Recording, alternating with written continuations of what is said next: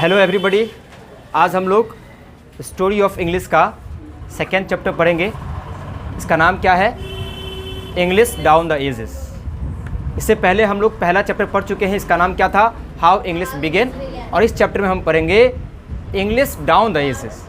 English down the ages का मतलब क्या है? इंग्लिश डाउन द एजेस का मतलब है कि अंग्रेजी का इतिहास क्या है, शुरू से लेकर जो इंग्लिश आज तक है उनका क्या इतिहास है, क्या उनका स्टोरी है। तो हम स्टोरी ऑफ इंग्लिश में इंग्लिश का ही स्टोरी पढ़ रहे हैं और उसमें हम इंग्लिश का इतिहास पढ़ेंगे कि शुरू से लेकर इंग्लिश आज तक वो कैसे चेंज हुआ, पहले कैसे इंग्लिश थी, बीच में कैसा हुआ और आज कैसा है। और आज भी इंग्लिश में कई प्रकार का उसमें फीचर्स आ गया, उसमें विशेषताएं आ गई है। सब अलग अलग प्रकार का इंग्लिश हो गया। जैसे इंडियन इंग्लिश अलग हो गया है, अमेरिका के लोग अलग इंग्लिश बोलते हैं, उनका प्रोनाउंसिएशन बोलने का तरीका अलग है, तो वो अमेरिकन इंग्लिश हो गया। उसी प्रकार इंग्लैंड के लोग ब्रिटिश इंग्लिश कहते हैं उसको, है ना। तो उन लोग का इंग्लिश अलग है, उनका ग्रामर भी अलग है, उनका वोकैबुलरी भी अलग है, उनका प्रोनाउंसिएशन भी अलग है, ठीक है। तो ये सब कैसे चेंज हुआ, सब अलग अलग कैसे हो गया। भाषा तो एक ही थी उस समय इंग्लिश, लेकिन इंग्लिश से सब अलग अलग जो है इसके अंदर विशेषता कैसे आया, ये सब हम इस चैप्टर में आज पढ़ने वाले हैं, ठीक है। तो लाइन बाय लाइन देखोगे, किताब निकाल के तुम लोग बैठोगे और पढ़ोगे।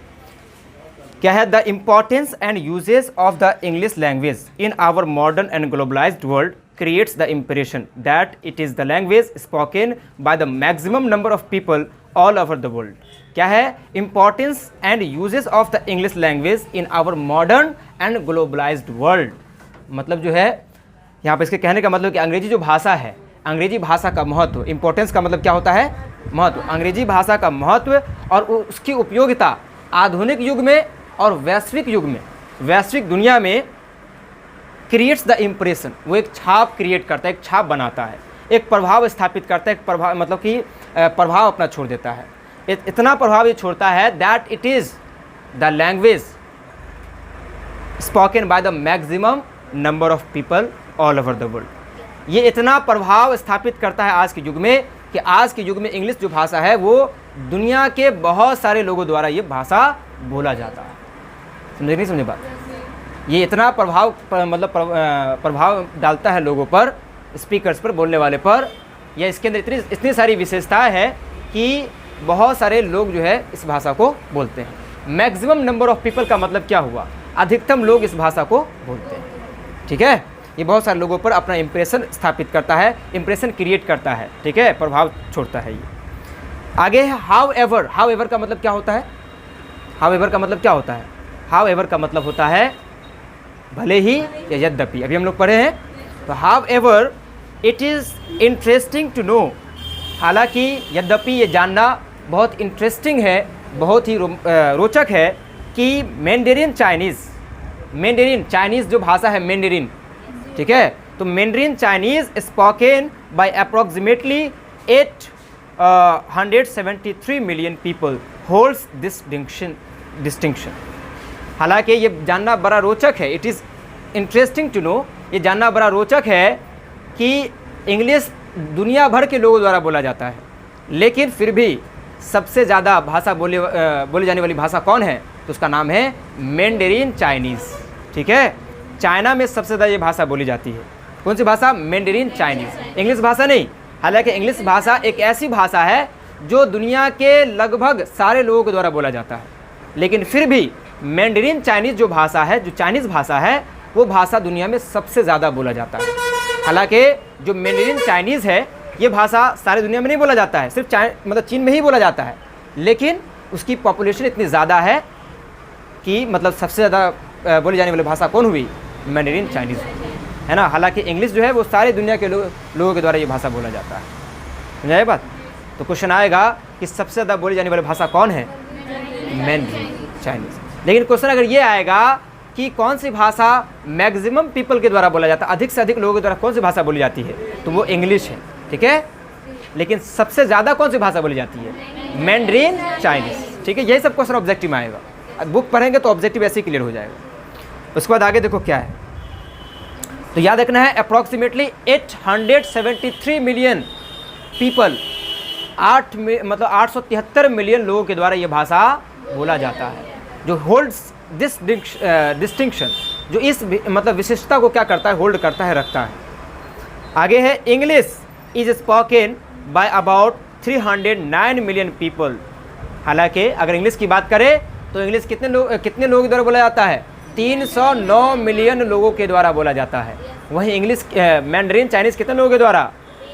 873 मिलियन लोगों के द्वारा मैंडरीन चाइनीज़ भाषा बोला जाता है। लेकिन इंग्लिश भाषा जो है वो 309 मिलियन पीपल के द्वारा जो है इंग्लिश भाषा बोला जाता है। याद रहेगा ये सब? ठीक है। उसके बाद है English is spoken by about, ये हो गया है ना। आगे है though it is a language which has its presence in all parts of the world and its power is felt the world over. क्या है कि हालांकि ये जो इंग्लिश भाषा है एक ऐसी भाषा है जो दुनिया के हर एक हिस्से में ये भाषा उपस्थित है। मतलब इनकी उपस्थिति दुनिया के हर एक हिस्से में। किस भाषा की उपस्थिति? इंग्लिश भाषा की उपस्थिति। इंग्लिश भाषा की उपस्थिति दुनिया के हर एक हिस्से में है। इनका उपस्थिति और इनका पावर, इनका शक्ति दुनिया के हर एक हिस्से में है। लेकिन फिर भी सबसे ज़्यादा बोली जाने वाली भाषा कौन है? चाइनीज़ भाषा है ना। लेकिन मैक्सिमम पीपल को क्या बोलते हैं? इंग्लिश बोलते हैं। Hindi is the third in terms of the number of speakers in the world. और दुनिया में अगर हिंदी की बात करें, हिंदी भाषा की बात करें, तो हिंदी भाषा का स्थान जो है तीसरा स्थान है। सारे भाषा में हिंदी का कौन सा स्थान है? तीसरा स्थान है। इंग्लिश का कौन सा स्थान? सेकेंड स्थान है। और मैंडरीन चाइनीज़ का कौन सा स्थान है? फर्स्ट स्थान है। सबसे ज़्यादा बोली जाने वाली भाषा मैंडरीन चाइनीज़ है, फिर इंग्लिश है और फिर उसके बाद हिंदी है। मतलब कि इसका रीज़न ये है कि हमें पता है कि सबसे हाईएस्ट पॉपुलेशन कंटेनिंग कंट्री कौन है? चाइना, है ना। सबसे अधिक पॉपुलेशन किस देश की है? तो चाइना की है। तो जब पॉपुलेशन ज़्यादा होगा तो चीन की भाषा भी क्या होगी? ज़्यादा होगी, अधिक होगी, है ना। उसी प्रकार भारत का जो लैंग्वेज है, हिंदी लैंग्वेज है, वो थर्ड पर क्यों है? क्योंकि भारत की भी पॉपुलेशन बहुत ज़्यादा है। और भारत तो अभी इसका ऑफिशियल डेटा नहीं आया है, लेकिन भारत जो है नंबर 1 कंट्री हो गया है पॉपुलेशन में। मतलब भारत की आबादी जो है पूरी दुनिया में सबसे ज़्यादा आबादी वाला देश कौन है? भारत है। सबसे ज़्यादा जनसंख्या भारत है। ठीक है, जो भारत के लिए बहुत बड़ा चुनौती है ना। यस, तो आगे देखो अब क्या है इसके बारे में। तो याद रहेगा कि इंग्लिश का जो हिंदी का जो स्थान है लैंग्वेज के रूप में, कौन सा स्थान है? तीसरा। मतलब कि कितने हिंदी भाषा जो है वो भी बहुत सारे लोगों के द्वारा बोला जाता है और भाषा में सबसे ज़्यादा भाषा बोलने में हिंदी का तीसरा स्थान है। उसके बाद है हिंदी इज़ द थर्ड, हो गया ये। अनदर सरप्राइजिंग फैक्ट, और अन्य जो इससे रोचक बात है वो क्या है? वो है that English is just about 1500 years old, कि इंग्लिश मात्र कितना साल पुराना है? इंग्लिश मात्र 1500 साल पुराना है। 1500 साल, 15 साल नहीं। हाँ, another surprising fact is that English is just about 1500 years old, मात्र 1500 पुराना है। मतलब कि 1500 पहले ये जो है भाषा इंग्लिश, ये भाषा आई है। ठीक है, क्वेश्चन आएगा English language is dash years old. कितना ईयर्स ओल्ड है? 1500 ईयर्स ओल्ड, 1500 साल पुराना ये भाषा है।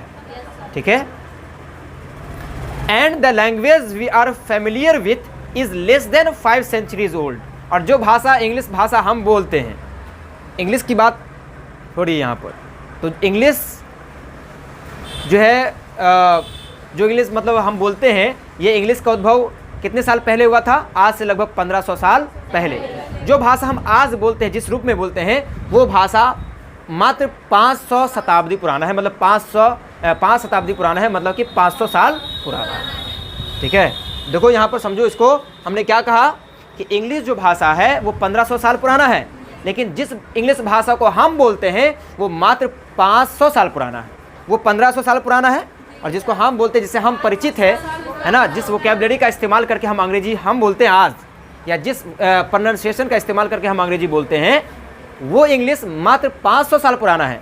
लेकिन जो इंग्लिश से निकल कर ये इंग्लिश आया है, आज का इंग्लिश आया, मॉडर्न इंग्लिश, वो आज से लगभग 1500 साल पुराना है। हम इसी का इतिहास आगे पढ़ने वाले हैं, इसके बारे में कैसे इंग्लिश में परिवर्तन आया, कैसे इसमें चेंजेस आया, इनके वोकैबुलरी में चेंजेस आया, इनके ग्रामर में चेंजेस आया, इसके प्रोनाउंसिएशन में चेंजेस आया, सब में परिवर्तन आया। और आज सब मतलब परिवर्तन आकर आज इस रूप में है जो भाषा हम बोल रहे हैं आज। ठीक है, उसके बाद देखोगे क्या है, मोर एवर इतना ही नहीं, इसके अलावा this language has given expression to world class literature in all genres. इतना ही नहीं, ये जो भाषा है, ये भाषा पूरी मतलब कि विश्व स्तर पर, विश्व लेवल पर, मतलब कि दुनिया के हर एक हिस्से में ये अपना ये क्या देता है, ये अपना एक्सप्रेशन देता है। मतलब दुनिया के सारे लोगों को इन्होंने क्या दिया, अपना एक अभिव्यक्ति दिया, अपनी बातों को बताने का क्या दिया, एक अभिव्यक्ति दिया। मतलब कि इसके माध्यम से व्यक्ति जो है अपनी बातों को दूसरों को बता सकता है। बिना भाषा के क्या ये संभव है? बिना भाषा के ये संभव नहीं है। बिना भाषा के कोई भी व्यक्ति अपनी बातों को दूसरे तक नहीं पहुंचा सकता है। याद करो हम लोग क्या पढ़े थे, व्हाट इज़ लैंग्वेज? तो language is a medium of communication. Language क्या है? तो लैंग्वेज एक बातचीत का माध्यम है ना, जिसके माध्यम से क्या करते हैं, लैंग्वेज के माध्यम से हम अपना बातचीत कर पाते हैं, अपनी बातों को दूसरे तक पहुंचा सकते हैं, वो कम्युनिकेशन हो जाता है। और कम्युनिकेशन का माध्यम क्या है? भाषा। ठीक है, तो ये भाषा, इंग्लिश भाषा एक ऐसी भाषा है जिन्होंने दुनिया को दिया है, एक्सप्रेशन दिया है, अभिव्यक्ति दिया है अपनी बातों को बताने का। अब देखो, इंग्लिश को हमें पता है, इंग्लिश को इंटरनेशनल लैंग्वेज माना जाता है। अब क्या अगर हमें सिर्फ हिंदी आता तो हम विश्व लेवल पर जाकर, अलग कंट्री में जाकर हम अपनी बातों को बता सकते थे? नहीं बता सकते थे, ये इम्पॉसिबल था, क्योंकि हम हिंदी बोलते हैं, हम क्या बोलते हैं? हिंदी, और वहाँ पर इंग्लिश चलता है ना, तो हम अपनी बातों को बता नहीं पाते वहाँ। तो ये एक्सप्रेशन जो दिया है वो कौन दिया हमें? ये एक्सप्रेशन, ये अभिव्यक्ति हमें इंग्लिश ने दिया है। ये लैंग्वेज के ज़रिए हम अपनी बातों को देश विदेश में जाकर भी लोगों को पहुँचा सकते हैं, क्योंकि इंग्लिश लैंग्वेज एक ऐसा लैंग्वेज है जो एक इंटरनेशनल लैंग्वेज हो चुका है, एक अंतर्राष्ट्रीय भाषा की मान्यता इसको मिल चुकी है ना, जो पूरे विश्व में ये भाषा बोली जाती है। इंग्लिश ही मात्र एक ऐसी भाषा है जो पूरी दुनिया में बोली जाती है। ना ही हिंदी पूरी दुनिया में बोली जाती है, ना ही मैंड्रिन चाइनीज़ पूरी दुनिया में बोली जाती है, लेकिन इंग्लिश एक ऐसी भाषा है जो पूरी दुनिया में बोली जाती है। समझा रहा बात? तो ये जो भाषा है, इंग्लिश भाषा जो है, ये लोगों को, पूरी दुनिया को क्या दिया है? एक्सप्रेशंस दिया है ना, वैश्विक स्तर पर लिटरेचर दिया है, एक्सप्रेशंस दिया है, और क्या दिया है?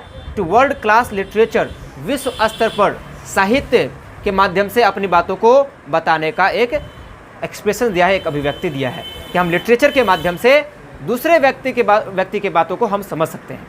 जैसे कि अभी क्लास 12 में हम लोग पढ़ते हैं रेनबो बुक, है ना, पढ़ेंगे अभी हम लोग क्लास 12 में पढ़ेंगे रेनबो बुक। उसमें हम लोग पढ़ेंगे बहुत सारा चैप्टर, जैसे now the leaves are falling fast के बारे में पढ़ेंगे, उसी प्रकार सॉन्ग ऑफ माई सेल्फ पढ़ेंगे, उसी प्रकार sweetest love I do not go पढ़ेंगे। तो ये सब चैप्टर जो है किसने लिखा? ये इंडिया के लोगों ने नहीं लिखा ये चैप्टर, ये इंडिया के बाहर के लोगों ने लिखा है। ठीक है, जब हम पढ़ेंगे समझ में सब आ जाएगा। तो उनकी बातों को हम कैसे समझ सकते हैं? क्योंकि हमें इंग्लिश आता है, हम इंग्लिश पढ़ते हैं, इंग्लिश समझ सकते हैं, है ना, तभी हम उनकी बातों को समझ सकते हैं, उनकी कहानियों को, उनकी कविताओं को समझ सकते हैं, है ना। तो ये लिटरेचर है। लिटरेचर का मतलब क्या होता है? साहित्य, जो उनके द्वारा लिखा गया किताब है, उन किताबों को पढ़कर हम उनकी बातों को समझ सकते हैं। Shakespeare's, Wordsworth, Milton and many others are still considered the greatest masters of their art and are relevant for their ideas and literary genius. Shakespeare, William Wordsworth, Milton और बहुत सारे जो राइटर्स है, जो ड्रामाटिस्ट है, चाहे नॉवेलिस्ट है ना, जो भी हो, वो सब क्या है? तो वो माने जाते हैं, स्टिल कंसिडर्ड, वो माने जाते हैं। क्या माने जाते हैं? तो ग्रेटेस्ट मास्टर्स माने जाते हैं। ठीक है, किसके मास्टर? अपने कला के और अपने आइडियाज़ के, अपने विचारों के वो मास्टर माने जाते हैं। मतलब मास्टर का मतलब समझ रहे हो ना, मास्टर को हिंदी में भी मास्टर ही कहते हैं, और इसको कहना हो तो इसको कह सकते हो स्वामी, कह सकते हो मास्टर। ठीक है, तो वो किसमें? तो इंग्लिश लिटरेचर में शेक्सपियर हो, चाहे जॉन मिल्टन हो, चाहे विलियम वर्ड्सवर्थ हो, ये सब अंग्रेजी साहित्य के महान लेखक माने जाते हैं ये सब। ठीक है, सुना है बात? उसके बाद देखो आगे क्या है? The following facts will enable you to understand the reasons which have transformed the once humble East Midland dialect to a position of unparalleled greatness in our times. और जो आगे जो हम फैक्ट्स पढ़ेंगे, आगे जो हम तथ्य पढ़ने वाले हैं, वो तथ्य जो है, फैक्ट्स का मतलब क्या होता है? तथ्य होता है, जिसको हम फैक्ट्स कह सकते हैं। तो the following facts will enable you to understand, जो आगे जो हम पढ़ने वाले हैं वो तुम्हें सक्षम बनाएगा समझने में। क्या समझने में? उन कारणों को समझने में, उन रीजन्स को समझने में सक्षम बनाएगा, इनेबल करेगा। विच हैव ट्रांसफॉर्म्ड, जिन्होंने बदल दिया है, जिन्होंने ट्रांसफॉर्म कर दिया है, जिन्होंने हस्तांतरित कर दिया है। क्या हस्तांतरित कर दिया है? East Midland dialect. जो मिडलैंड जो डायलेक्ट था, मतलब कि जो इंग्लैंड के बीच में, जो इंग्लैंड के लोगों के द्वारा जो भाषा बोली जा रही थी, उन भाषाओं के डायलेक्ट में उनकी बोली को क्या कर दिया है? बहुत सारे कारण ने मिलकर उनकी बोलियों को चेंज कर दिया है। पहले जो था, पहले इंग्लिश अलग था, ओल्ड इंग्लिश था पहले, बाद में उसी इंग्लिश में कुछ थोड़ा सा क्या आ गया, बदलाव आ गया। तो वो क्या क्या रीजंस था, क्या क्या कारण था, जिस कारण की वजह से वो जो भाषा जो पहले इंग्लिश था वो इंग्लिश चेंज होकर आज अलग इंग्लिश बन चुका है, इसके क्या क्या रीज़न है, ये सब हम समझेंगे। उन रीजंस की वजह से आज जो ये भाषा है, इंग्लिश भाषा, वो दुनिया भर में क्या हो चुका है? अद्वितीय हो चुका है, अनपैरेलल्ड हो चुका है। अनपैरेलल्ड का मतलब हुआ अद्वितीय, असामान्य, मतलब कि इनकी तुलना में अब दुनिया में अभी दुनिया में कोई भाषा नहीं है। तो इसका क्या रीजंस है, ये सब हम आगे पढ़ेंगे जब हम अभी अगला टॉपिक आएगा, periods in the history of English, कि इंग्लिश के इतिहास में जो अवधि है वो क्या क्या अवधि आया। इसमें हम बहुत सारे रीजंस पढ़ेंगे कि वो क्या रीजंस है जिसकी वजह से जो ओल्ड इंग्लिश था वो परिवर्तन होकर मिडिल में आया, क्या रीजंस था कि मिडिल से मॉडर्न आया, और क्या रीजंस है जो मॉडर्न से न्यू आ गया, न्यू में इंडियन आ गया, अमेरिकन आ गया, ब्रिटिश आ गया, अलग अलग प्रकार का इंग्लिश आ गया। तो ये क्या रीज़न सब था जिसकी वजह से ये सब परिवर्तन हुआ है, ये सब जो है हम लोग नेक्स्ट डे पढ़ेंगे, अगले दिन हम लोग पढ़ेंगे। ठीक है, तब तक के लिए काफ़ी है ना। Thank you, bye bye, have a great day.